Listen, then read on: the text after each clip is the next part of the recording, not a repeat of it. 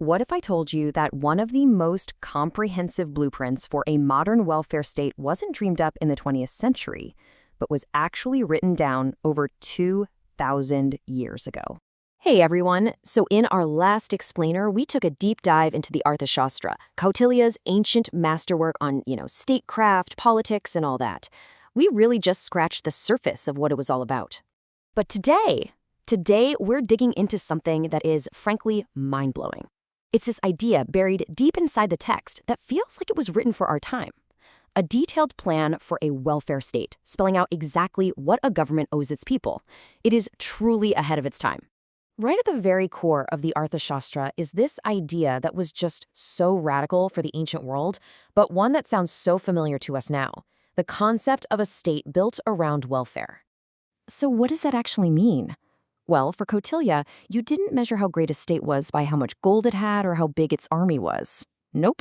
The real measure was the well-being of its people. The whole point of good governance was to put the happiness and prosperity of your citizens first. Period.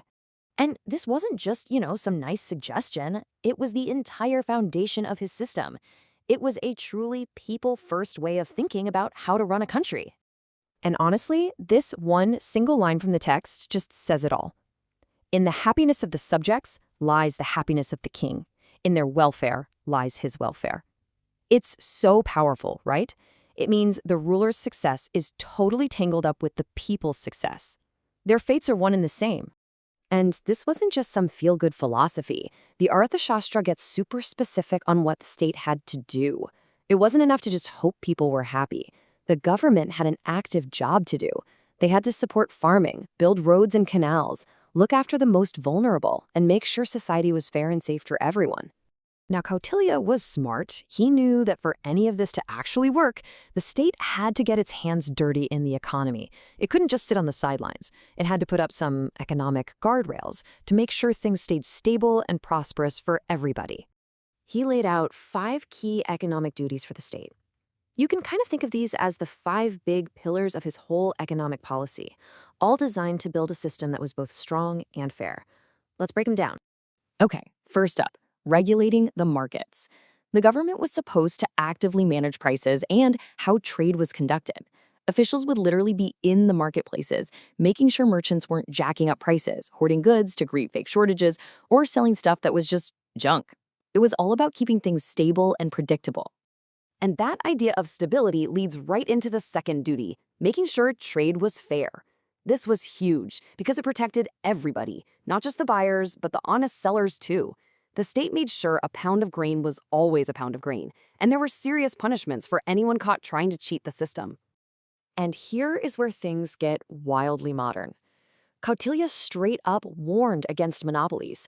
He said that if one person or group tried to corner the market on something just to control the price, the state had to step in. I mean, think about that for a second. He understood how dangerous monopolies are more than 2,000 years ago. The fourth pillar was all about survival, food security. For Kautilya, this was an absolute, non-negotiable duty. The government had to keep huge public storehouses of grain, ready to be opened up whenever disaster struck. A famine, a flood, even just a really bad harvest. This wasn't just about handing out food, it was about preventing society from collapsing. And finally, number 5. The state was the guardian of all the nation's natural resources. Forests, mines, rivers, they were all seen as valuable assets belonging to the state.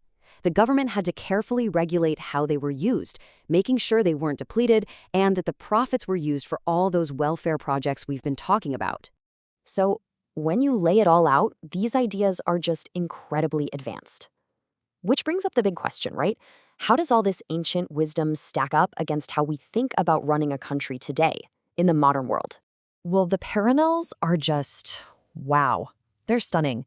When Kautilya talks about regulating markets, that's the basic idea behind our modern consumer protection agencies. His warnings about monopolies, that's the foundation of modern antitrust laws. Those grain reserves are a direct ancestor of today's strategic food programs. And managing natural resources, that's basically an early version of environmental regulation. It really shows that the core problems of good government never really change. What this all proves is that the Arthashastra isn't just some dusty old book. It's an incredibly sophisticated text on public administration, on economic planning, and on the core ideas of what we now call welfare economics. So, what's the big takeaway here? What should we remember from all this? It's that Kautilya's work is more than just a collection of old advice. It's a blueprint that has lasted for centuries. It's a whole framework that connects a country's economic health directly to the social well-being of its people. The text basically argues that you can't have one without the other. This idea that a strong country is built on good administration, a strong economy, and social welfare is just as true today as it was then. And that kind of leaves us with a big question to think about. As we keep arguing about the best way to take care of our citizens and manage our economies, maybe the answers we need aren't in the future, but in the distant past. What can this ancient wisdom teach us about building a better, fairer world for everyone?